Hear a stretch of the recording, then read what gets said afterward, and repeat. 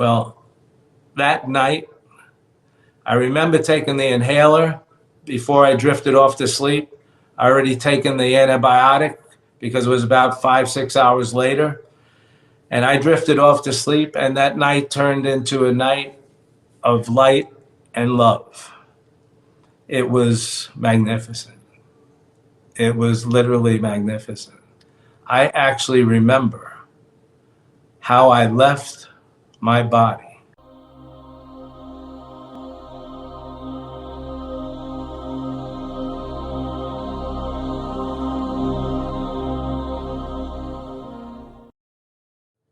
Bill, thank you so much for joining us. I am so excited to hear your story. You've been through so much and you've had quite a few views on your podcast. You've released 2 books.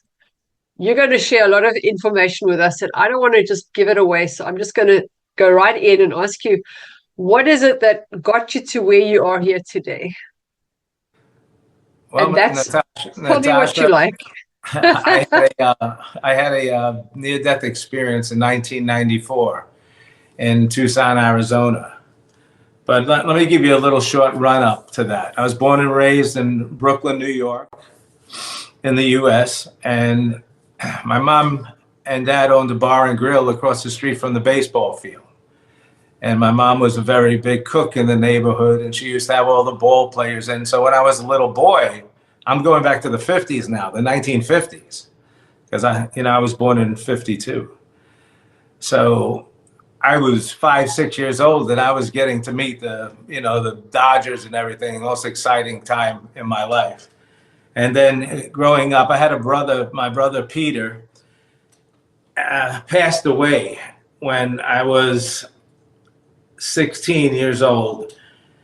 And he was 30 at the time. He was a lot older than me. He was actually my half brother, but he's the one that brought me up because my father was always busy. My father was the president of a union, for the United Parcel. If you have that most countries have United Parcel now. So he was actually president of the United Parcel Union, Local 804, Teamsters Union in New York City. And so that upbringing was interesting too. But I really enjoyed the ball players and the ball games. Now, my brother passed from a cancer when, like I said, I was 16, and they took him in and they told him he had 4 months to live. And he's the man. Well, I called him because he was like a man, and he was the step in for my dad most of the time because my dad was out, and he was the guy that took me to the beach to serve, the circuses when they were in town and things like that. And it hurt me very much. So I turned very close I grew up Roman Catholic, so I turned very close to God at the time, and I was praying a lot. I was praying a lot for his life, and I felt like I was getting some kind of blessings through my prayers. I have no idea how to explain that part. He passed away, and then, of course, that was very, very hard on the family. Going a little past that now, just want to make one little story. I took up art and design. I went to the School of Art and Design in New York City, and I graduated in commercial art. And that was going to be my field. I was going to be a commercial artist. And I remember our last quarter, semester of the school, let's say, year, my art instructor there said, well, we're going to do a storyboard concept. And the storyboard concept is how they used to do commercials and movies. They used to draw out pictures of how the whole sequence was going to go along, maybe on a commercial or something. So he said, the assignment is to do 17 panels on 10 by 30 inch boards. And we had 4 months to do in oil painting. So I had to do physically 17 oil paintings in, less than 4 months. It was 3-point-something months time. I finished it, and I did this story. He said, what are you going to do? I did this story of, I said, the greatest story ever told. I told the story of Jesus Christ, from his birth in the manger scene all the way to his crucifixion on the 17 different panels. with the miracles and things like that along the way. And I was lucky enough and fortunate enough to win at the school on that. But I'll show you how things run in sequence. Right after that, I graduated, and I'm now got a job in Manhattan, and I'm driving the car up to Madison Avenue because I work for Triad Studios. We work for a big advertising firm called Benton and Bowles. And I used to do the layout artwork for CoverGirl makeup and things like that. I'm on the way driving to New York. I had a couple of friends car tagging with me along in my cars. So we split all the costs because it's very expensive to park your car in New York City. And up with the radio comes, there's a new play by Andrew Lloyd Webber coming out called Jesus Christ Superstar. And WNBC Radio was going to have this gigantic art contest from people from all over the world were invited to enter. So, oh my gosh, I just got finished doing the whole life. I just a couple months prior to that. And now my wheels are racing that night. Next morning I was at the lumber yard. I bought 2 4x8 plywood boards with 3 hinges on it because you were supposed to design a card with a painting on the front or a picture on the front of it. So the plywood boards were 4 foot by 8 foot. So they were pretty tall. And our ceiling in our apartment, because we lived in New York City, our apartment was only 8 foot tall. So it just fit in there. And, I had a ladder. I had to have a ladder because I had drew a picture of Jesus standing with his arms up. He was about 7 foot tall in the picture. There was a burning mountain, not a burned mountain, a burning town on top of a mountain in the background with hundreds of people walking down the mountain carrying torches and crosses and canes. And on the bottom, the people were about 2-3 feet high, and they all reaching up to Jesus for Jesus's love. So I delivered to the NBC building in New York City, the WNBC building where they had the radio, television, and everything there. And they bring me in this massive ballroom, and they say, stand that up in the middle. And I saw there was, people's cards and stuff and paintings that they made up all over the place. And he said, the lady told me, stand that one up right in the middle of the room. So I said, we stood it up. We left it there. They told me it's going to be very safe. Don't worry about it. 2 months later, I get a call at night over the phone from one of the managers at WNBC, and she says to me, Bill, your card took first place for the Broadway show, the Andrew Lloyd Webber show, Jesus Christ Superstar. And I was ecstatic. I was just jumping up and down. I'm a young guy. I was really, nothing like that's ever happened, and I was excited. So, but just to show you how things work in sequence, I just did that with, in the school project, and then that came over the radio. And then I'll go on now. I'm going to go on almost to my near-death experience because I'm going to skip through a lot of parts of my lifetime. So as I was working in the city, I was 22 at the time, 21 years old. I decided to get married. I said to my wife, do you want to move to Florida? Because we didn't want to live in that tight congestion anymore. So in my head, I was thinking Miami was a big town, and I would be able to get many, many advertising agencies and things like that.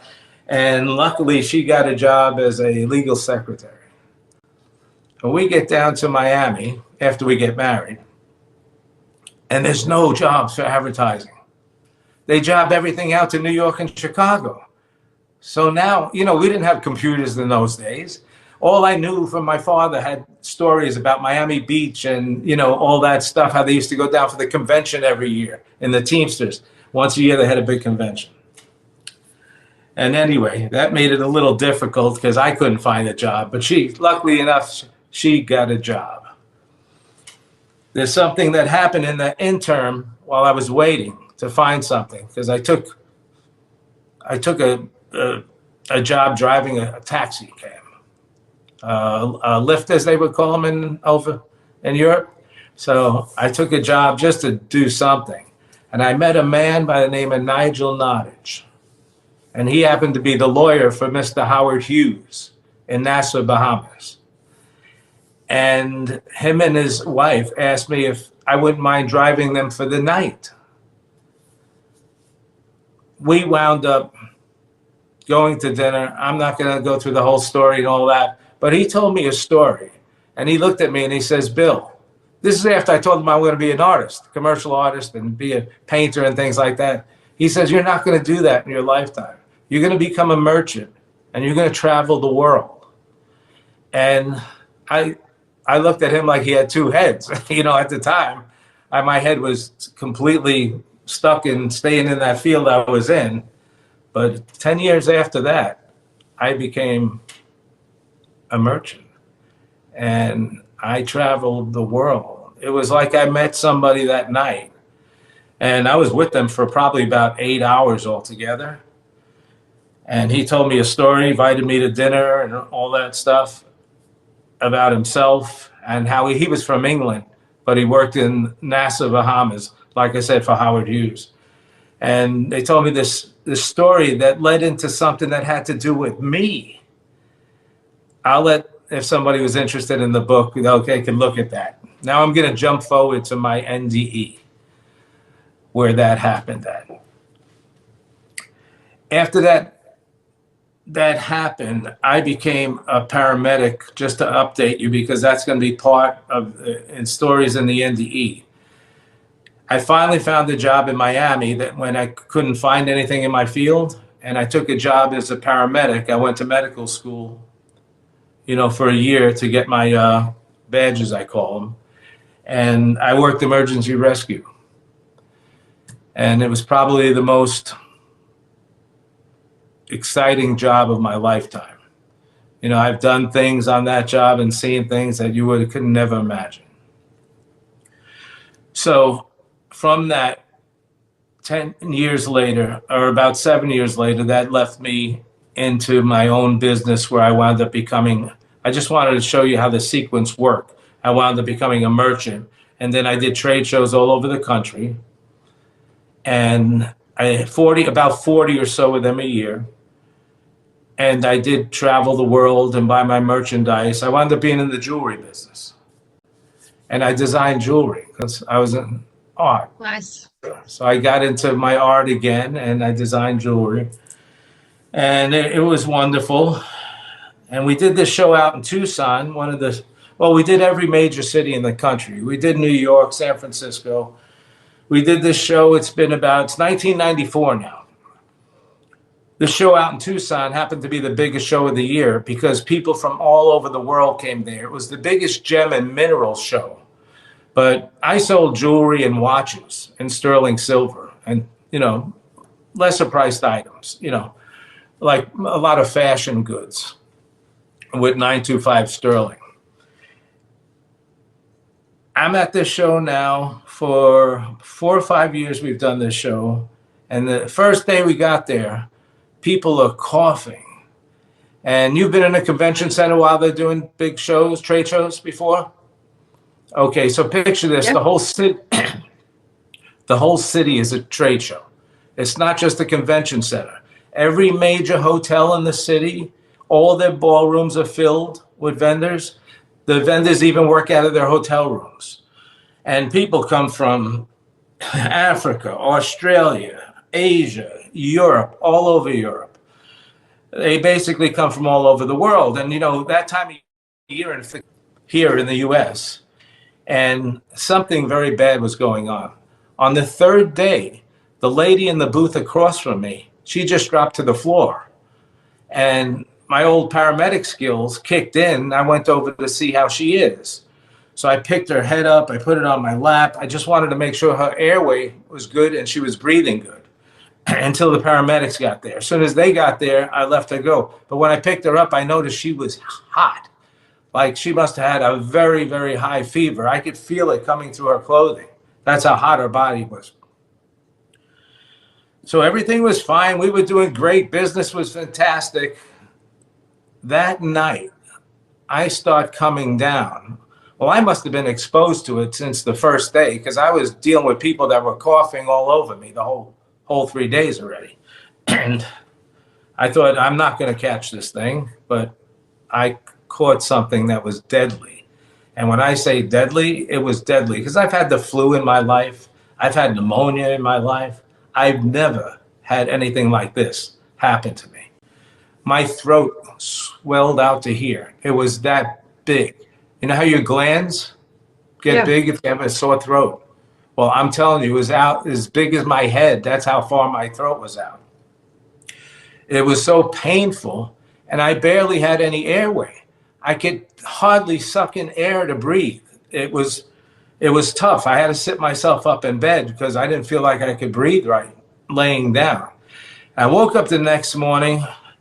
I must have had a fever because I went into work, and the people that worked for me looked at me and said, "Hey, Bill, you got to get to the hospital." I didn't even say hello to them yet. They just looked at me and said, "You got to get to the hospital or somewhere to see a doctor."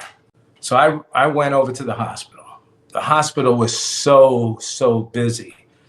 There was so many people waiting. So they asked groups of us if they don't mind going to medical centers around town. So I said, yes, I'll go because I want to be seen already. So I got over the medical center. They took us in right away. They put us on gurneys. They put me on a gurney. They hooked me up with an IV. They said I was completely dehydrated. My fever was high. I forgot what it was. It was 104 or something at the time. It was really spiking pretty high. And they said my oxygen levels were at very dangerous point. And I had something else in my body at the time. I'm 42 now in 1994. I had something else in my body at the time that I didn't know I had. I had a severe case of sleep apnea on top of this sickness. So I also had that at the same time. A lot of your subscribers, they'll probably know what that is. Yes. So, and that was partially why I was having so much trouble breathing at the time. So they hooked me up with bags after bag after bag of IV. And every time they were coming over and shooting something in my IV, and I'm saying, I used to be a paramedic, so I knew everything that goes in the IV. And they said, we're putting a lot of antibiotic in because we don't know what this is. They didn't know if it was viral or bacterial. They had no idea whatsoever, no idea.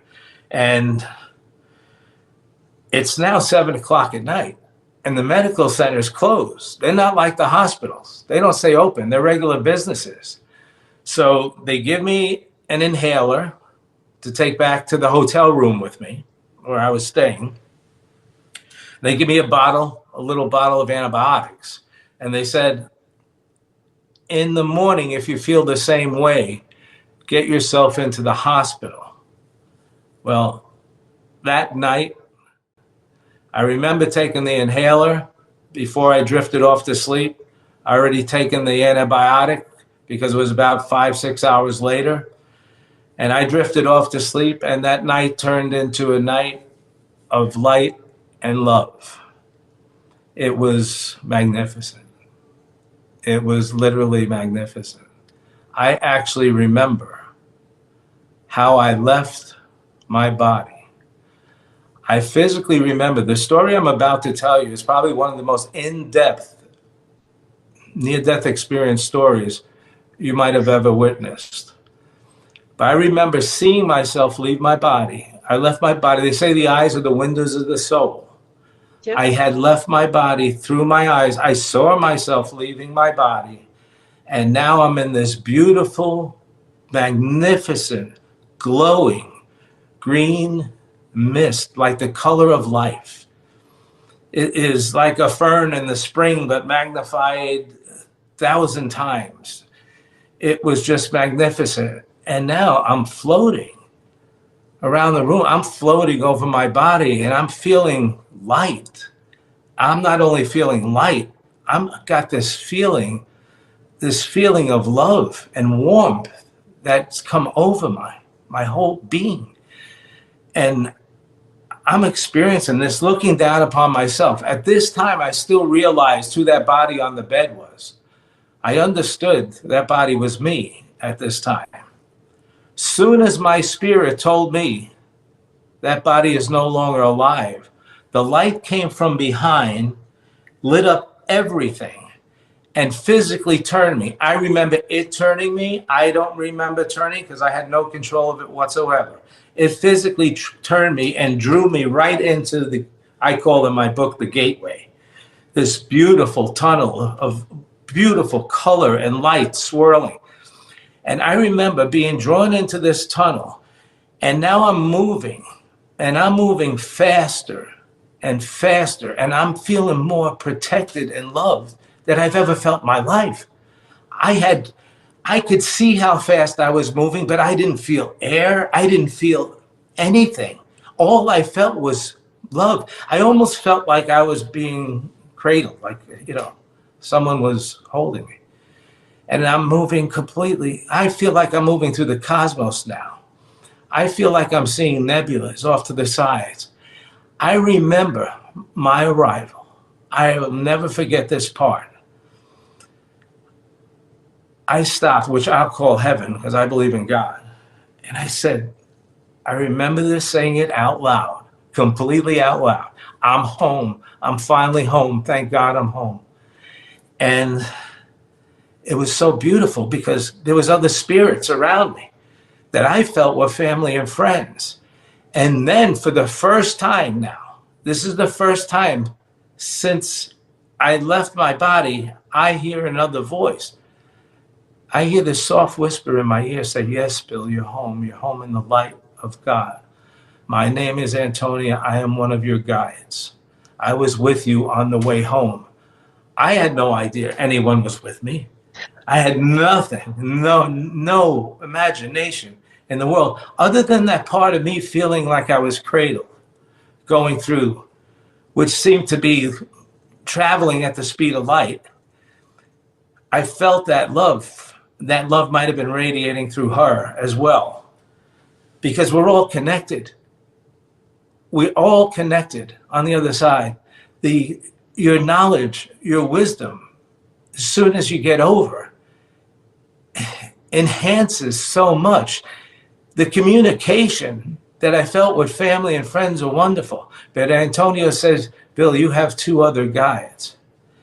And soon as she finished saying, I have two other guides, this beautiful beam of light starts approaching me. And all of a sudden, I hear, hello, Billy. That was my brother's voice, Natasha. That was my brother's voice. I haven't heard this voice in 26 years because he died when I was 16. Now I'm 42 years old now. I was ecstatic. And the embrace was magnificent. It's like if you could be one on the other side, you could actually be one, or you could be separate. Everybody has their own spirit, but everybody understand, and you could communicate with multiple spirits at the same time. It's so advanced, that part, it's so wonderful. And when you're by your spirit circle, I say you feel all the love from all of them. So, being embraced now, loved by family and friends, and now I feel like I have my brother here. And my brother said, yes, Bill, you're home. You're enlightenment. You're in enlightenment. And he said, Bill, we have to leave now for a life review. I had no idea what a life review was. All I know is we whisked off. Again, I had no control over anything. And he brought me into this beautiful illuminated area. And all of a sudden it starts flickering like a screen, like almost like the old newsreels used to flicker at speeds. Well, compare it to computers today, how the computers move so fast and then stop. And maybe, the picture comes on. Well, that's exactly how it was. Exactly how it was. And they start showing me now. They start showing me my life from when I was a little child. Now understand this. This is the first time I'm seeing myself back in my body. So I'm seeing this in my life review in my physical body, no longer in my spiritual body. I'm seeing it and feeling it in my physical body. It takes me back to when I was a kid, and my mom and dad used to make out all right. So my mom gave me a little extra money. She used to say, take your friends, because some of my friends were not, not that we were rich, because we wasn't rich by any means. We were just okay. But if she had a little bit extra, she'd give it to me. And I would take my friends to the movies. We went to a place called Coney Island in Brooklyn. It's a big amusement park on the beach, had happy times, really happy times. And then it took me through my teenage years. Now it's only showing me good stuff. Through my teenage years. But the next real stop where it stayed quite a while was when I was a paramedic. And it was showing me when we got this call one day. Well, the call wasn't for us. My partner and myself was in our unit, and we're driving up to our station in North Miami Beach. And we're on about, the highway is I-95, and we're on about 100th Street or 95th Street and 95 at this time. And over the radio, the dispatcher says there's a 317. Anything in front of it started off with a 3 meant it was an emergency. And then it was a 317. 17 meant it was either a car accident or a motorcycle accident or something like that. So they called the other unit because we weren't in the station yet. And then I picked up the mic right away. I says, call off F69F. This is F67. We have a less than a 2-minute ETA. And the station was about 10, 12 minutes from there. So they would have had a ride over. So they called them off. We got to the scene. There's a car that plowed into the back of a pickup truck. The car is over here, all smashed up. The first thing our eyes went to was a young man running around frantically. He's just running around frantically, crying. And I look at him, I see blood coming down his face, because in those days, people didn't wear their seatbelts. So I see a little blood coming down his face, so I grab my bag, and me and my partner are running over towards the young boy, and he says, my sister. And at the same time he said that, me and Danny looked over, and his sister's head was through the window. It was physically through the window. So half of her head was inside the car, half of it was outside the car, and the windshield was dug up into her head.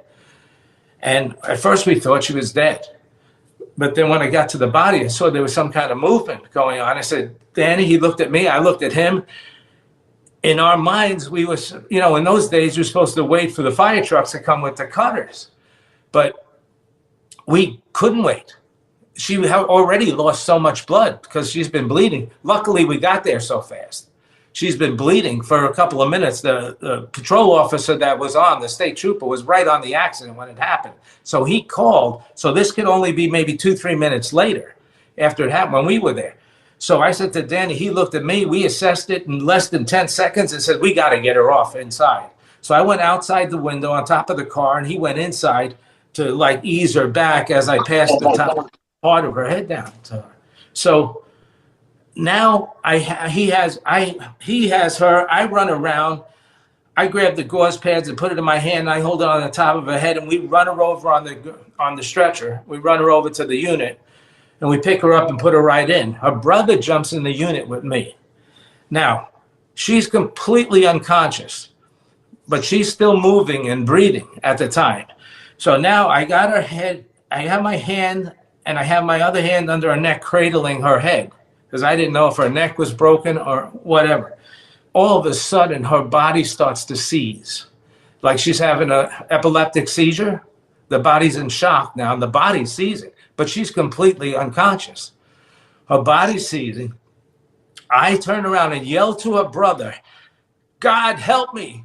I'm yelling to her brother. And the next thing I do, I see Peter's hand come in on top of mine, on top of her head. I see my brother Peter's hand come in on top of my hand, on top of her head. And when I tell the story today, it gives me the chills all through my body, really. That was beautiful. We got it to the hospital. We were 2 minutes away from Parkway General. It was on 167th Street, right off the highway. We got her. They take her right into operating, and my partner and I head over to our station. Of course, we're on a 24-hour shift. We had to get cleaned up and everything. So that whole shift went by. All I could think about was this girl. Her whole being was in my mind the whole day. And all the other guys at the station were saying, Bill, stop bringing your work home with you. Stop bringing your work home. And I couldn't stop thinking about her. So that night went by, and I was up most of the night. Something was keeping me up. And then I got Danny up an hour prior to waking up early to bring this. We had to bring the unit back because we were on 24-hour shifts. And I said, Danny, we got to go now. And he says, oh, is it time to go to the main station downtown? I said, no, we got to go to Parkway General Hospital. I said, he looked at me, he says, Bill, she's dead. Billy, she's dead. Stop it. We're going to drive back. I just kept on him. He finally agreed with me.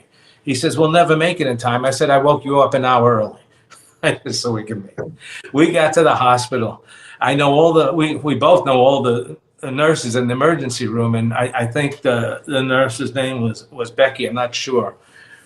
But she approached us, and I said, what happened to that young girl we brought in yesterday morning?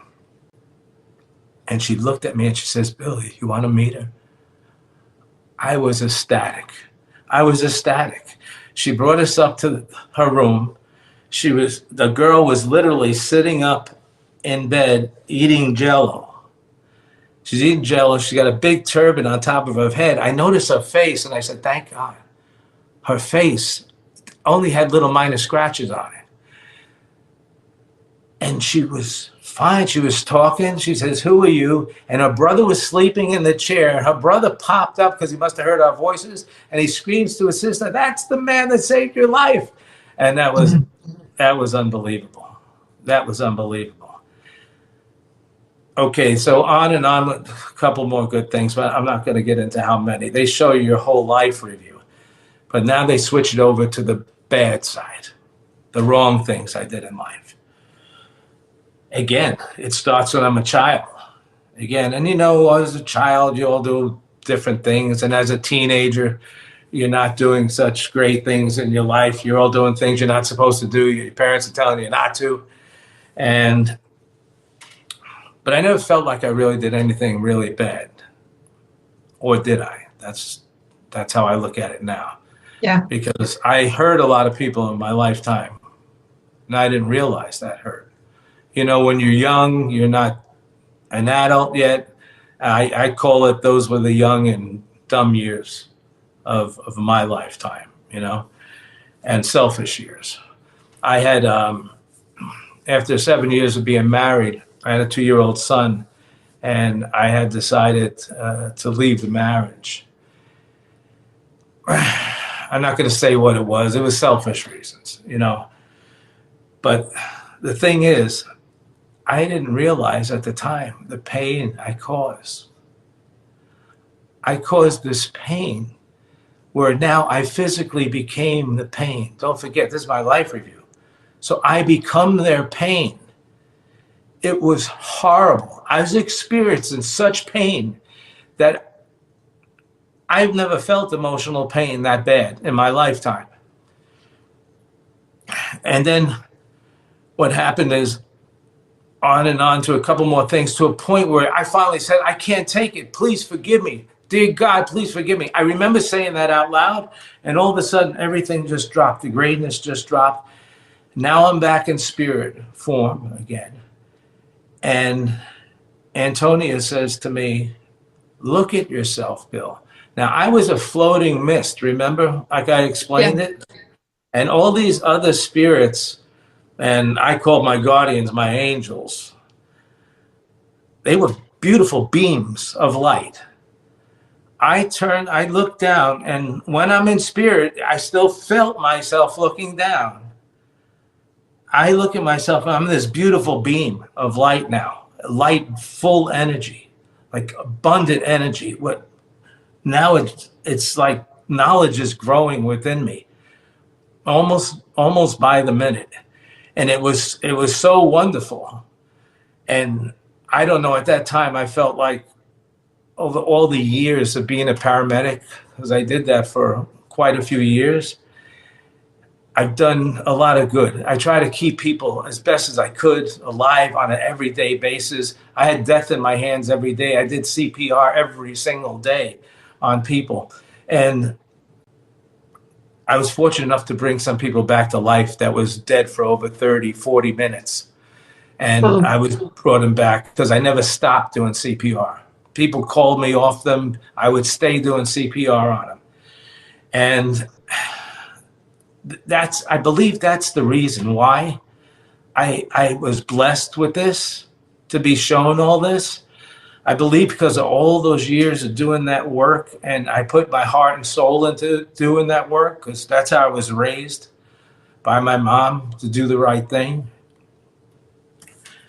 I didn't realize the selfish things I did in life. I did then. I finally found out what that was all about.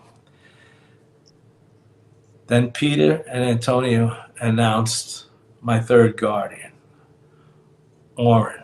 Again, another beam of beautiful light is approaching me. And now, without saying a word, I know this person. I know him my whole life. Orrin, I explain Orrin as the angel of wisdom that sits on our shoulder. And he's that little whisper in our ear telling us what's right and what's wrong. I mean, we don't get things right our whole life, but a big part of our life path, we get things right. And I believe Orrin's been with me my whole life. I believe Peter has been with me, well, most of my life now. I believe Peter's with me every time I call on God that I need help. Every time I pray, I believe they're listening. Our prayer is our phone line to heaven. And I believe that heart and soul. Orrin says we have one more level. Now they whisk me off again, and now I'm in this something different. I'm in this magnificent theater of, it felt like a theater of crystal, where the crystal was reflecting the light of the universe off them. It was so beautiful. We're all in spirit form now. And now they're showing me things where it's not about my life, but it's about the world's life. It's what events that happen in the world. Now, where they start at is funny, but because they started a portion in my life before I was born. You know, I'm Christian, I believe in Jesus, but I do believe in incarnation. I believe we come back over and over and over again to get this right. We're here on by our own choice, and we have to go through a process of lessons and choices in our life, and that's how we make our spirits grow stronger and stronger. And that's how we become an old spirit versus a young spirit. Like I felt Orrin's spirit and wisdom. In my mind, he was tens of thousands of years old. He was so magnificent and had so much wisdom. And I felt like I was very fortunate to have him on my shoulder as the whisperer, I called. It was magnificent because he always kept me fairly on the right track my whole life. If something was supposed to be, I was thinking of something to do the wrong way, he put me back on my path in the right way. And now they're showing me wars I haven't been in. And it's back to that flickering screen again. Stop, go, stop, go, stop. They show me my birth, my physical birth. And that was the first time it's physically stopped. Now, when it physically stops, this, whatever it is, like I said, it looks like a computer screen, flickering, stop. We're all in the scene. We're physically watching this as beings, as human beings, in our body, in our screen. The only time I've seen myself in my physical body was in my life review and what I call the Hall of Events. And you might hear people say Akasha Records quite a bit that have NDEs. They say Akasha Records. It takes me past my birth. Now it takes me, I remember it stopping in 1963 when we had a president by the name of John F. Kennedy that was shot and assassinated in his car in Dallas, Texas. And it was a very somber moment, but I'm sitting in my classroom in elementary school, and it comes over the loudspeaker. that the principal of the school came over the loudspeaker and said that John F. Kennedy was just shot in Dallas, Texas. And it was a very somber moment for everyone because everyone at the time really loved JFK. You know, he was a wonderful president. Even though I was young, I remember my mother, you know, talking about him. Even though she was a Republican, she loved him. He was a Democrat. My father was a Democrat. Tell you about differences in families. They got along fine. They loved each other. And that's what we have to do now. You know, we have to bring this love into our daily lives. They bring me at that part. I remember going home that day, and my mom and Christine are at our kitchen table crying. Christine was a lady that helped bring me up because my mom used to be the big cook. She owned the bar and grill, and she had the kitchen but she had to cook early, so she cooked these big pots, this big. And we were at a 4-story walk-up apartment building, and she used to carry them things down and put them in a car and bring them to the bar and continue cooking in the morning, so lunch was ready at the restaurant part of it. And there was always singing going on in my house, but that day there was a lot of crying going on. And it was just a somber moment. Now we're back in moving again. We're moving fast. It's bringing me at speeds that are unbelievable now because I'm moving fast. I remember seeing everything in the history in my lifetime. I remember seeing a lot of that history in my lifetime. It went from John F. K. to Martin Luther King, then Bobby Kennedy died. It was stopping showing us all that. I remember being on top of the end of the Vietnam War in 1975, I think it was, when they were bringing the helicopter in, taking the last people off those buildings to evacuate Vietnam. And now we're back in again, and it's moving. And it takes me to the room of my near-death experience. And I'm watching myself die in bed. I'm watching myself take my last breath. Now we're again moving, and I believe the first stop after that was a time that we had a catastrophe in this country. It was 9/11, when the Twin Towers came down. It was sad for me because I come from New York, you know. Now at this time in my life, I was living in Florida, in Miami. But I have friends that work in those buildings, you know. So I remember we stopped again, we're standing in this rubble with all black, dark smoke. But for some reason, we saw everything. And I start to run. I remember being grabbed by Oren, grabbed me. And I remember him saying, "Bill, you can't do anything. There's nothing could be done here. You're not here." I didn't know what he was talking about. I thought that was present time. I had no idea in my mind what he was talking about. And I said, my friends, I remember saying that quite a bit. And he said, "Bill, what do you see?" And I said, "I see people covering their eyes up. It's like so black, but I see everything." We saw everything so clearly. And he explained to me that part. Then I understood. Then we were back in that movement again. And his next stop was like Baghdad. I believe it was Baghdad. It had to be Baghdad because that was the only place that I could see a country going off with massive bombing being done. And I remember it being Baghdad only because of the way the buildings were built and the way the people were dressed with their attire. And people, the same thing, was running. Instinctively, I started to run, I guess maybe in the fear of being bombed or something like that. Again, they told me, "You don't have to run, Bill." From that moment, it takes me to what I call these times today. I believe we're at a crossroads in our life. We have to make choices. We are supposed to be living like the God that made us. We're supposed to be living with kindness. with forgiveness, with service. This is what we're supposed to contribute to humanity. We're not supposed to be living. We're on a damaging, very damaging part of our cycle in life. And that's why I believe there's an ascension going on, because our souls are not right now. There's something very wrong. There's a darkness. There's a darkness that's in control of people. There's hatred that people have. And everybody I meet, I say, please don't hate, don't hate. Whatever you do, don't hate. The reason why, because that's something you don't want to bring over with you when you go. You don't want to go to the other side with that kind of hatred in your heart. And I remember this clearly, but it was so advanced.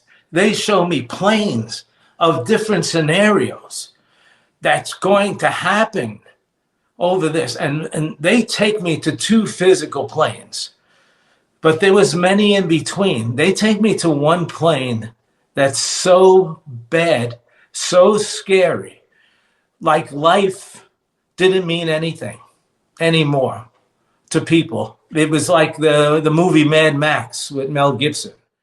I remember that movie from years ago. That's why I compared it to that. Is that where some people go? Because I've seen some NDEs where they said they've experienced hell or some kind of hectic place. That's like, yeah, I don't know if it's hell, but I experienced that like it could be. There's a possibility we're heading ourselves there. And it's people that are doing it, not God. I mean, if things get too bad, I think God just steps in and cuts it off. I think this planet was done over and over again several times. My beliefs are, because I was given so much knowledge on this final part I'm going to come up to. But I saw this ugliness where people would kill over a canteen or a bottle of water. They would kill without any thought at all, like it was nothing, like no feeling whatsoever. And I feel like it's almost getting to those kind of levels some places in the world now, where there's that kind of hate going on. And we can't have this hate. Then it actually physically brought me from that part, that devastation that was so bad. I felt tears, even though I'm in spirit body at the time. I felt tears coming down my eyes. I'll never forget. Then they take me to this other plane. That's a complete utopia, where the world is basically run with kindness and people of service that are helping one another and teaching one another. I remember seeing classes of love, and it was magnificent. It was a beautiful thing that you can't explain because it's never happened here. But if you could think of a utopia type of life where everybody just works together as one, because that's what we are on the other side. We're all one. When people understand that, there might not be that much hate in their lives today. So those are the 2 scenarios it brought me to. But there were other planes in the middle. And I think the other planes, I wasn't shown the other planes, but I could see them. It was almost looking like through picture glass at different levels, almost like stories of different scenarios. I believe if we could get somewhere at least in the middle to the top, the better part, the utopia part, I think we'll be all right. But we're a long way from it now, and we have to work at getting towards it by less hatred in the world and more love. And the more that we give and the more forgiveness we give, the more our physical spirit grows inside. And then that finishes. That's going to call the Hall of Events. And now we're at the last part, where now they take me in front of this panel, these beautiful angels, these beautiful white, we're all beautiful colors. These angels are beautiful white angels, but reflecting the universe in colors all around them. It's magnificent. I'm in awe. At the same time, I'm taking in knowledge. Like my latest book was called The Ninth Level of Enlightenment, The Wisdom of the Light. That's because they gave me 9 principles. They physically gave me these 9 principles and told me I was to be somewhat of a messenger to explain how to do these simple human nature things. I have a quick request. If you're enjoying this content, then please subscribe. It helps our channel to grow, which will bring more people with inspirational stories just like this one, which in turn will reach more people like you. Thank you. Now let's get back to the interview. I mean, it was magnificently beautiful. Then I had one of those angels approach me and practically come into my spirit. And now I'm seeing a sequence of numbers, crystal numbers falling in front of me in lines, just lines after lines after lines after lines. And I see these numbers with bright light, bright light, bright light. And these specific numbers would light all the time. As they passed, the 1s were lighting, the 8s were lighting, the 3s, the 6s, the 9s were lighting. These numbers were all passing me, and they told me, this angel told me, I had a life path number of 3, and I'm to follow 333 my lifetime. He explained to me, in my Christian mind, he said, that represents the Holy Trinity, the right thing to do. That's what it meant. It represents the good. And the numbers, I didn't know what all the numbers meant.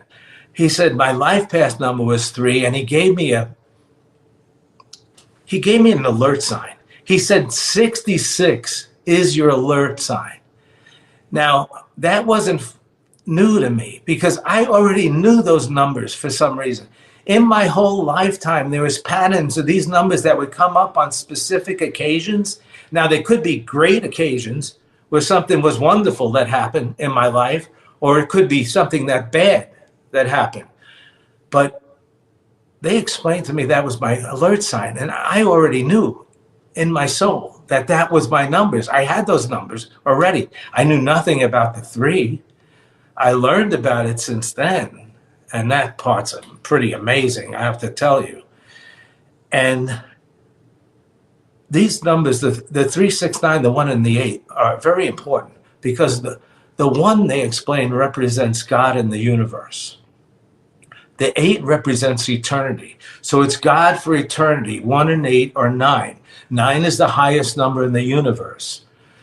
The 3 and the 6 are empowered to make the 9. And if you look at a pyramid, the way they showed me structured, the 3 on the bottom in the corner, the 6 on the other bottom, and the 9 on top. I knew we were blazing at a high vibration. I had no idea because you don't feel the physical vibration, but you're pure energy on the other side with a mind that you could not believe, because you could take in wisdom from, like I said, a panel of angels. I was getting bombarded with these beautiful enlightenment, the 3, the 6, the 9. Now, if you understand those numbers, those are Tesla's numbers that came out back in the early 1900s. But Tesla wasn't the first person. Those numbers have been around through history. Those are angel numbers. These numbers are very important. They explain everything about our universe. And I could go on with explaining it to you, but it'll take a little bit of a while. But they explain how the universe works. Let me just say this. If we didn't have those numbers, our Mother Earth would not work the way it does. We would not have our seasons. We would not have our tides. Therefore, everything would be completely out of whack. Nothing would work properly. The 3, the 6, the 9, I'll tell you just one thing, just to keep it short. I have 20 things that this 369 represents. Our sun is 864,000 mile diameter across. That's the diameter of our sun. It's massive. And we're approximately 93 million miles from the sun. When you divide that 864,000 into the 93 million, you get 108. Now, the zeros don't count because the highest number in the universe is 9. The zeros are just multipliers. So now you're at 1/8. If you notice in the Buddhist religion, in the Hindu religion, there's 108 prayer beads on the Buddhist prayer bead line. They announce 108 prayers. You know that, right? Yeah. In Hindu religion, they have in their, they do 108 mantras. But not only that, in their churches, they have steeples in some form made up where there's 108 of them in their churches. Now, these religions are not brand new, and they were around over 100 years ago. No, that's no accident. Yeah, nothing's by accident here. Those numbers have been around forever.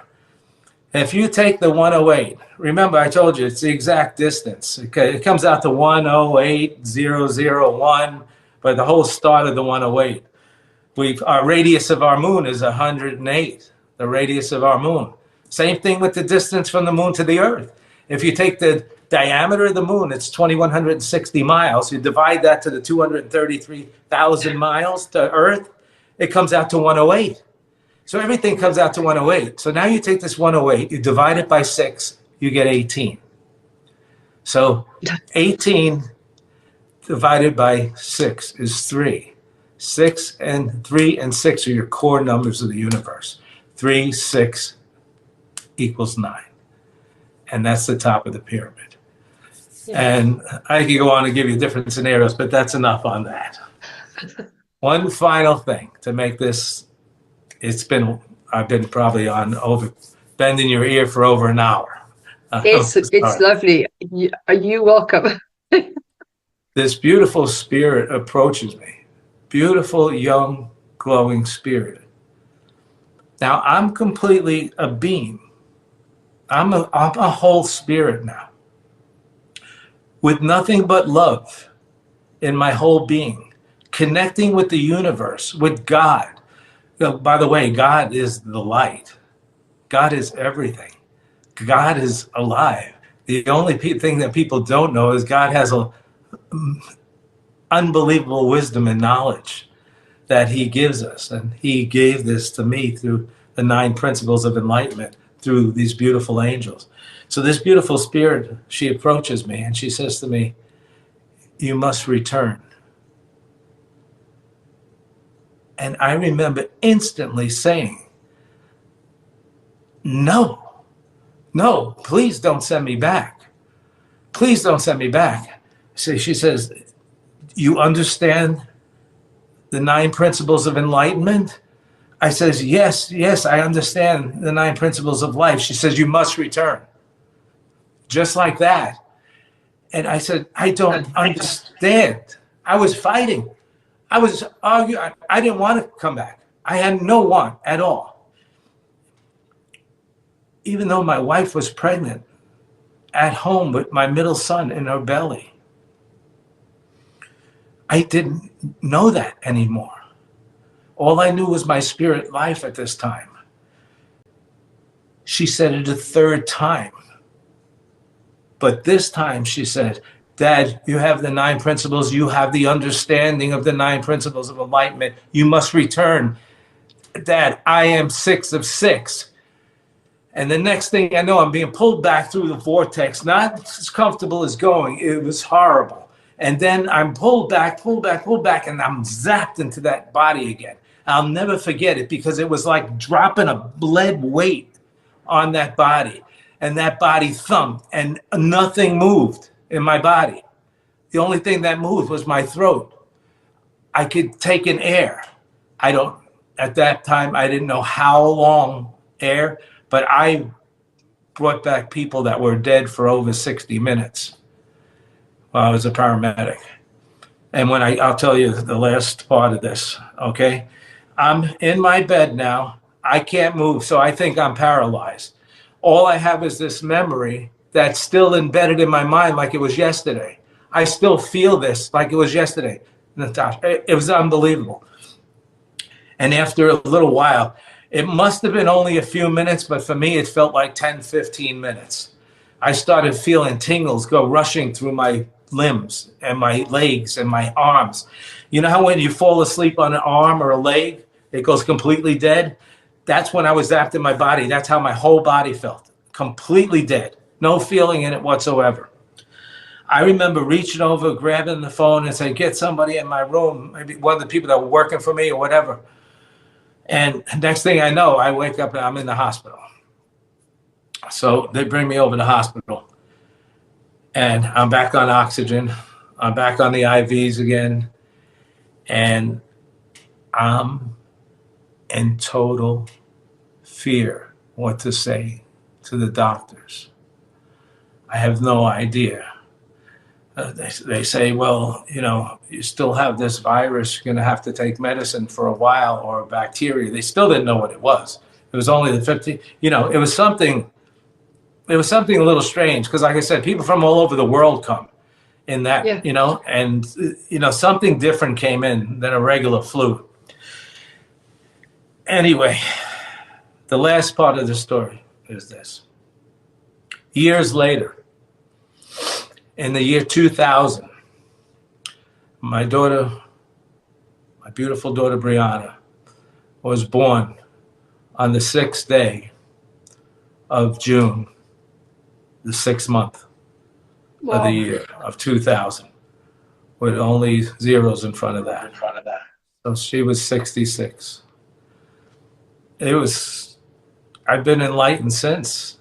I wrote my first book back in 2002. And my newest book is that one. But I've been talking to people all over the world about this experience, and we have to spread our love. And I'll tell you how everything was wound up to be proven. I went to my doctor, my own doctor, after I got home. And he said, why are you here? I said, well, I'm still nervous. I didn't know what to tell him. I never heard of a near-death experience before. I didn't know what it was. It was 1994, don't forget. It was a long time ago. And it wasn't quite something you talked about on a daily basis. And the doctor said to me something like, I could see something's wrong. After he checked me out, took my blood, did blood pressure, the whole works. I said, can I talk to you, Dr. Vasquez? He said, yes, of course. He said, is it personal or physical? Well, I said, a little of both. Yeah. He said, well, come in my office, explain it to me, because it's the end of my day. So he's in the office. He said, just give me a minute. I gave him a minute. I was trying to put everything together in my head. And I laid out the story to him exactly the way I said. And he sat back and listened. And he was completely quiet after it ended. And then he leaned over to me, Bill. He said, I want to let you know, you're the seventh one of my patients that told me the same exact story. He said, some people died in their house. Some people died on the way to the hospital. Some people died in the hospital. He said the people that died in the hospital because of the defibrillators on them right away, the shock, they come back. They usually only get to the first level where they're hovering above the body, but they feel that love already. So they know that love of God and the universe. Yeah. They feel it because they're part of it. And some get a little further and further as well. But he said the three that had the same exact vision was three that went through the tunnel. And he said, Bill, one of them had the same words when they got there. I'm home. I'm finally home. And he said, the last thing he said to me was, Bill Tortorella, he said, I want you to know one thing. He said, a lot of people get to find God in their lifetime. He said, Bill, you got to meet him. And that's my story. That just gave me goosebumps. It gives me, I still get the chills on, because, when something like that's in your life, I still get the chills on parts of that story every time I say it. Yeah. Yeah. So if you have any questions, I'll be glad to answer them for you. That would be great. Yes, thank you. And wow, that's an amazing story.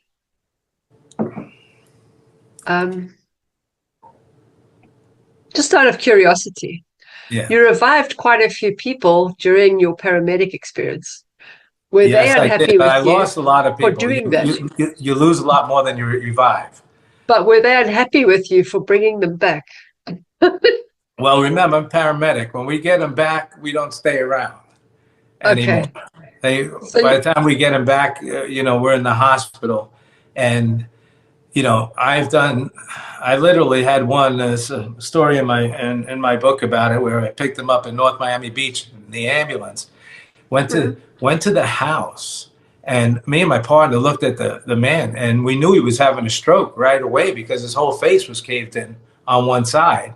It was completely hanging, like his mouth was down here. yeah, And I was trying to get a correct reading off his everything was all his numbers were off. His circulation was off. I knew he was having a stroke. I pulled his wife over the side. I said, "We got to take him to North Miami General." We take him to North Miami General. It's 5 minutes. She says, "No, no." She starts screaming at me. She says, "His hospital is the VA." I said, "Ma'am, you don't understand." I'm not saying it in front of him because he could still hear and he could talk a little bit out of the side of his mouth. I said, "Ma'am, you don't understand. He's not going to make it there." So she's screaming. His hospital's the VA's 35 minutes from where we were. It's 35 minutes away. That's dangerous when he has literally minutes left. So I over to him. I bypass his wife, and because he could still talk. I said, George, we have to take you to North Miami Hospital. It's only 5 minutes away. You have to be taken care of there. I didn't want to scare him any more than he was. He said, no, no, no. On the side of his mouth said, the VA, he was saying to me, the VA. And at that time, years ago, the rules were different. At that time, you had to bring the people where they wanted to go. Now, you bring them to the closest trauma center. But if you brought them to a place they didn't want to go to, your whole company was liable, you were liable, everybody was liable at the time. That was, don't forget that we're talking about going back almost 50 years, in time. So that's what the rules were at the time. But we got him out to the ambulance. By the time we got him to the ambulance, he couldn't breathe. So he stopped breathing. So he was in respiratory arrest. He wasn't in full cardiac arrest. I put an esophageal airway down his throat to keep his airway open. I had the pressure mask on him, and I was breathing for him. Before we got to 95, he goes into full cardiac arrest. But now we still got another 25 minutes left on this ride. He's in full cardiac arrest. I'm doing full CPR on him all the way down. Breathing 2, 15 and 2, 15 and 2, 15 and 2. That's how we did the CPR back in the day. And we got him to the VA hospital. There was a mistake. My driver called it into the VA, but what happened was Jackson Memorial must have picked it up, and nobody was ready at the VA. There was one nurse in the line. We came running in with a cardiac arrest. I'm doing CPR on him while Danny's pulling him in, and the nurse says, I yell cardiac arrest. When she goes to run to wake up the doctor in the room, she flicks on the light. Another nurse comes in. Finally, they get the respiratory therapist. They call him up because they were up on the 3rd floor. They get him down. The doctor's in the corner now. He's making a shot. I got him up on the gurney. I'm still doing the CPR on him. And he pulls my hands away for a second. He says, let me feel. He says, continue the CPR, because he says, okay, I feel it. Don't stop the CPR.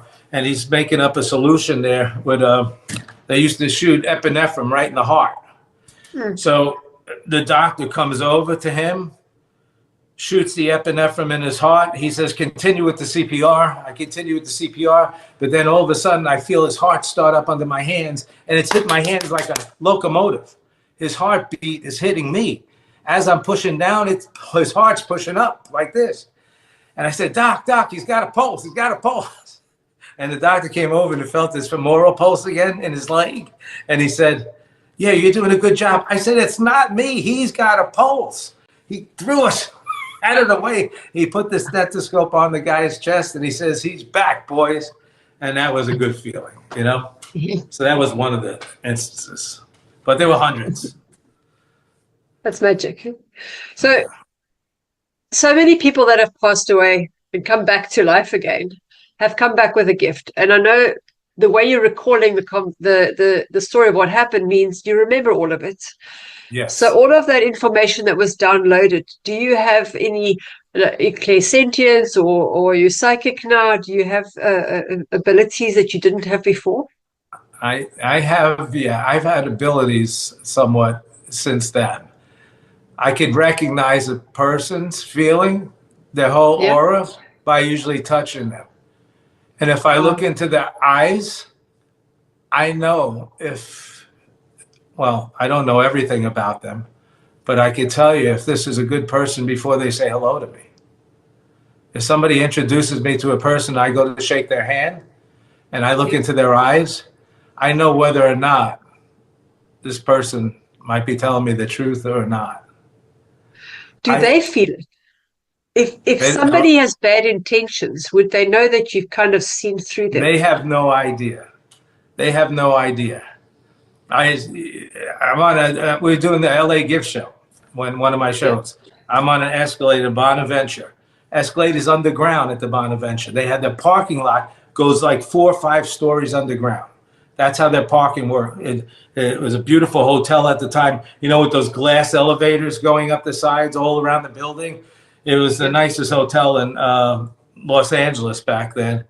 And I remember going down in my car, and I'm down about the 3rd level. No one's there, and all of a sudden I hear this running down the steps. No one runs down an escalator that fast unless they're in an awful rush. So I turn around, and the guy stops right behind me. He doesn't pass me. He stops right behind me, and he's got his hand in his coat, jacket pocket. Now, that anybody would know something's wrong there. But I Yeah. knew something was wrong immediately. I put my hand on his arm to hold it down in his pocket so he couldn't take it out of his pocket. And I had to. I looked in his eyes. His eyes were black as coal. That's how they'll appear to me. All of a sudden, the eyes will turn black, completely black. And those are the things that I really remember, or the feelings that I Yeah. get. Yeah. Well, I know there's different types of, I wouldn't say entities, but not all people are coming from the same place. Yes, Um, yeah, I believe, I don't know if I didn't experience anything like a hell. The closest thing to hell, I would say, if someone was a bad person, a really bad person, I don't know about getting through that life review. yeah. Because remember, I had to scream to get out. Yeah. And I mean, I did something, a couple of bad, I mean, as far as hurting people, in my life. We always do crazy things like that. But, I didn't feel like I did anything that bad, but I got to feel what I did wrong. Yeah. Yeah. So if there is some kind of hell, that might be it. I don't know. I have no idea. I didn't experience any hell. That's all I have to say. Yeah. I often say that to people. You don't need to judge them because they will be judging Right. themselves one day. And I think Exactly. that would be because, and it ultimately boils You're right down to on the your nose. intention. Yeah. You're absolutely right there. I just had to stop you for a second because Okay. that's exactly how it is. They will be judged by themselves. They will judge themselves. No one judges you. God doesn't judge you. You judge yourself on the other side Yeah. when you're in that life review part. Yeah. And Because if most you people can, that have a real NDE have that life review. yeah. Yeah. I've heard quite a few now. But have you seen the movie Powder? Yeah, I believe so. It was quite a long time ago it was released, but it was a boy that was hit by lightning. And from that time, he was always white. His hair was white, his Right, skin white. was His hair white. was white, skin was white. Yeah, I remember. And there was somebody that hunted a buck, and the buck was shot, and he said, "Please don't kill it." And then he made the man hold the buck and feel the pain of the buck, and he could You could feel feel the what pain. he'd done to it. And it kind of feels like that because Yeah. you feel everything that somebody else felt as well. And so you understand, you literally can be in their shoes Oh, and I feel that experience all the what they've time. been through. Yeah. Yeah. That's something So else that reintegrating, that must have been really tough for you coming back. Yeah. I feel a lot of that. I mean, even when I'm watching things on the news, I mean, real stuff, not on a movie or anything. Yeah. If it's not true, but a true movie, a real movie, I'll feel Yeah. it. And sometimes, like after years of being the reason how I got out of being an EMT after years and years and years of doing it, seeing that dealing with death every day in your hands, you know, I had a little bit of this PTSD, they call it nowadays. They didn't have a name for it back then, but I had a little bit of that. And that's how I wound up getting out of that business. And then I opened up a little jewelry thing. And that's how I Yeah. wound up doing the jewelry thing. And that just exploded on me. Yeah, And that's awesome. that's how I went from one thing to another in stages in my Big life. change, a big change of career. Yeah, I was told that I was going to be that merchant Yeah. Yeah, 10 you said years that. before that. Yeah, 10 years before So that, I was told I was going to be a merchant. And I was going to amazing travel how the world and have adventure. he could Uh, have predicted it, Amazing. or he could have planted the seed. Yeah. Oh, yeah. I believe we have angels with us all the time, and people, you might become an angel in someone's life. You could physically become an angel for someone else while you're here. Because I believe, like, when we got taken that time away, I mean, we got physically kidnapped. We were taken, and I was beat with machine guns on my back and everything, you know. And if it wasn't for a guide we had with us, I hired a government guide in the car to take us Yeah. on this. If it wasn't for her, we would have never got out of there alive. And I don't think we would have gotten out of there alive. And this little strong woman, she was a young girl out of college. She was a guide. And not a guide. She was a physical guide for the government Yeah. of Thailand, and she was taking us from place to place to place. And she pushed these guys came at her with a gun. She hit them right in the chest, and she said, "Bill, run, run!" The driver's outside. The driver followed us. They put us in their car. Her driver followed us, and she knew that. And Wow. she got us away from that. Without that girl being an angel that day, turning into an angel, we would have never made it out of there because I wouldn't have had the time to make it to the door and run. Yeah. And Yeah. and Well, we just got you were away. meant to bring the book to us. Yes. Yeah, the book has all those stories in it. That's why I say we're always being watched. Yeah. We have guardians around us all the time. And sometimes physical people work as an angel on earth, you know? Yeah. And it could be that, I mean, I've heard stories where somebody has just been maybe homeless and Yeah, then they'll speak to you about something and then they turn back into being a homeless person. It's almost like someone's talking through them to right? send the message and then they just don't know what they missed that part, you know? It's like the messenger. And they're not Yeah. necessarily angels, they're just the messenger. Oh my gosh. You're so right there as well, because after my near-death experience, I was, sometimes in life you hear stories and things like that. You say, But then after my near-death experience, I don't think anything is impossible now. And when I'm listening to other people tell theirs, I could tell the ones that are telling the truth because it's a feeling you get, you know? And most of them are. Most of them are really good people. And we don't do it for the money. We do it to try to spread, the love. God is love. Our mission in life is a sequence of choices, like I said before, that we make. Because God sends us lessons every day. And we have this series of choices we make throughout our life. That's how our spirits grow and evolve. And that's why we choose to come back over and over again, because we want to accomplish. Maybe it's a different level. Maybe someday we turn into those glowing white angels or those spirit guides first, Yeah. So that's the interesting part. I don't know the answers to that, but I have no fear of death. There is no dying. We don't die. We just it's almost like walking into another room. I mean, when you physically die, it's almost like walking into another room. I was in the hospital just a couple of years ago. I had a kidney stone, a real bad one in the track, and I got in the hospital Friday. They didn't take me in for the operation until Monday night at 12 o'clock, but they had me prepped for surgery at 7 o'clock in the morning. So I didn't eat from the day before. I have a little low blood sugar. I wound up having the operation that night at midnight. They were supposed to take me in at 9 in the morning. At midnight, they finally got to me. The surgeons were doing surgeries all day long. But right before they brought me in, the nurse came over and shot something into my IV. And something happened.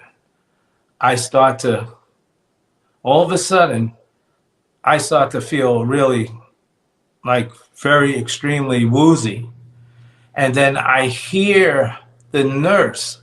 Now I could tell she's screaming at the top of her lungs, but it sounds so faint. She's yelling, "He's going, he's going." That's what I'm hearing. Lightly, I'm hearing that.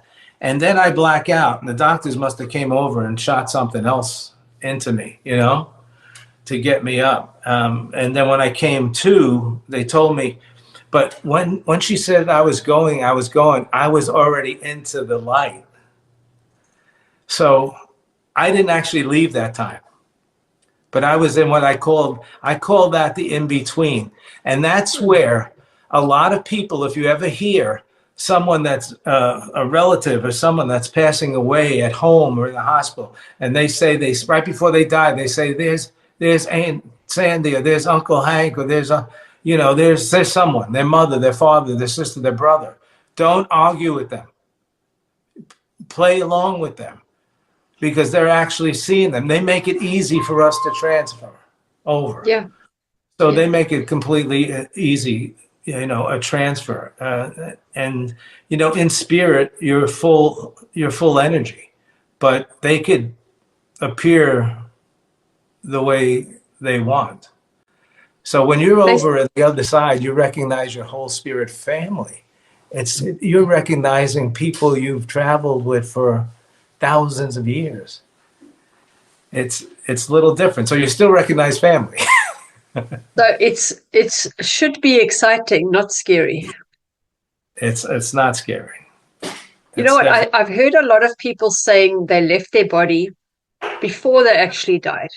So Yes. you wouldn't actually get to feel the pain or the whatever like you said, people are afraid of the death process. It's not necessarily where do you go afterwards.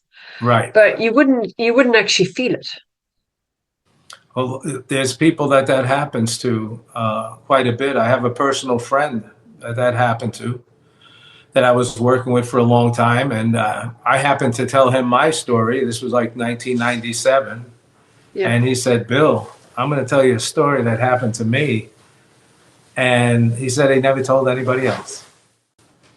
He was in his pickup truck and he slammed into something. Back again, it was a long time prior to that, so he wasn't wearing a seatbelt. He bashed his head on the glass. He didn't go through it, but his spirit jumped. And he remembers being on the side of his body looking at himself. He remembers the paramedics coming, pulling him out of the car, putting him on the backboard, and then hitting him with the defibrillator. The third time they shocked him, he jumped back into his body. Yeah. That's why I say the spirit stays around the body to make sure the body's dead. Before that gateway opens, your spirit will stay around your body to make sure the body has no life left in it before it ascends. Yeah. Yeah, even people that have died for quite a long time, they've gone back and And no issues, no brain damage, no tissue damage. Some people record it now for over an hour and a half, an hour and 45 minutes. That's okay. If you've got the time, I've got the time. So tell us about your book. The last thing. I didn't finish one last thing. The Okay, doctor, after he took me in the office, he said, we got to go back in the office one more time after I told him the story. And he told me what I thought you had was a near-death experience. Then he took out electrical cardiogram, and he took out another machine, and he was, that's the days when they used to have the tapes coming out of the machine, and he's reading the tape and reading the tape and reading the tape. This is my Dr. Vasquez, that when I went in to see him. And he looked at me and he said, Bill, when did you have your heart attack? I said, Dr. Vasquez, I never had a heart attack. He said, Bill, you had a heart attack. He said, well, the night of your NDE, when your heart stopped, that was the heart attack. So he noticed that right away. And he said to me, I could tell you for sure you were dead. The only thing I can't tell you what length of time you were dead for. Yeah. But in my case, I was sent back, so it was different, Yeah. People bringing me back. Yeah. So where can people get your book? Books, because you have two. They could go on any of this is the current one, like I said, and I believe this is the best one. It's called the Ninth Level of Enlightenment, the Wisdom of the Light. And it's on all the platforms, it's on Amazon, it's on Barnes and Nobles, it's on the platforms over in Europe, because I have people from London and, places that are always messaging me and things like that. So they could find it there. And there's a movie coming out that I'm in. It's called What Every Soul Knows, and that'll be out sometime early next year. So that's going to be interesting too. That's a big documentary film. They're just in the process of cutting it down now because the producer has about 70 hours of tape, and he's got to turn it into a 2.5, 3 hour movie. But there's a lot of folks in it that's had near-death experiences, and some of them are very good. So those are interesting too.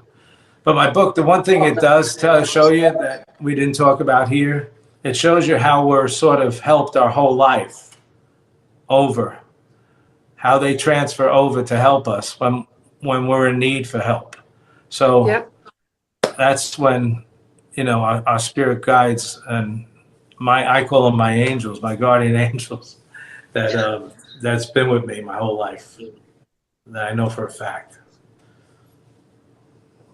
Yeah. What message would you like to give to our viewers? Well, there's a lot of people that ask questions like, let's see, I have one that people ask all the time. First of all, about the dying thing, I want people to know that you never die. You never die. I want people to know that my message to them is one of complete love. Love is the answer. And what's going on today in the world has to stop. Or else it might not be us that stops this. At times, I believe God has stepped in and just stopped everything and started it all over again. So my message to them is one of complete love. And I told you the one about the spirit grows through a process of choices. I have written down here. So the spirit grows through a process of learning through choices. The process is enlightenment. It's a series of lessons that we get every day that we make choices on that will direct our path to enlightenment. And that we have to take a very highly. And if people get my book, I really explain the 9 principles of enlightenment. That's so important, those principles. So that's really the whole big message of the book. So they should look into that. I will post all those links below. Okay, all right. That sounds good. About that. If Like nobody can really make the wrong choice as long as you learn from the choice you did make. Yeah, of course. And then, people ask me, who is God? This is a good one. Who is God? God is love. And that's how most of the time I end my podcast with that, because God is the light, God is love.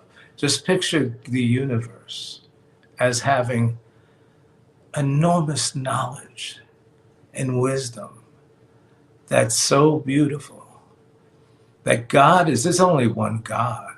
God is for everyone. And like I said, that's how I ended. God is love. Thank you. You're welcome. You're welcome.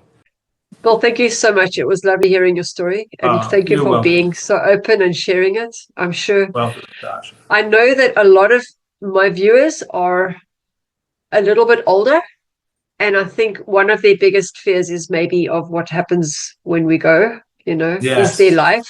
So you've pretty much answered that question a few times. I have a website. It's called BillTortorella.com.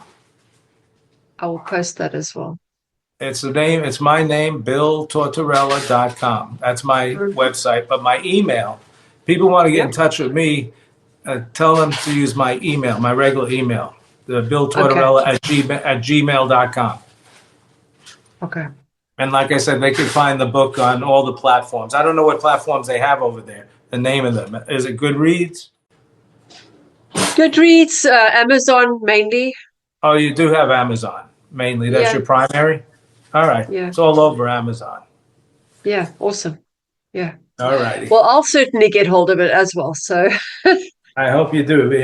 After you finish it, give me a message.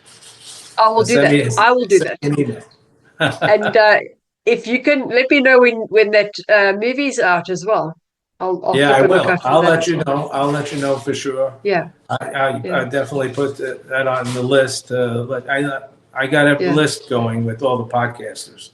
Oh, that's lovely. I'm assuming you've attended the IANS conference at some stage or not? I didn't. I was supposed to go this year, but I wasn't feeling well. It was the end of August. It was out in Phoenix, Arizona, and that was about a 5-hour flight.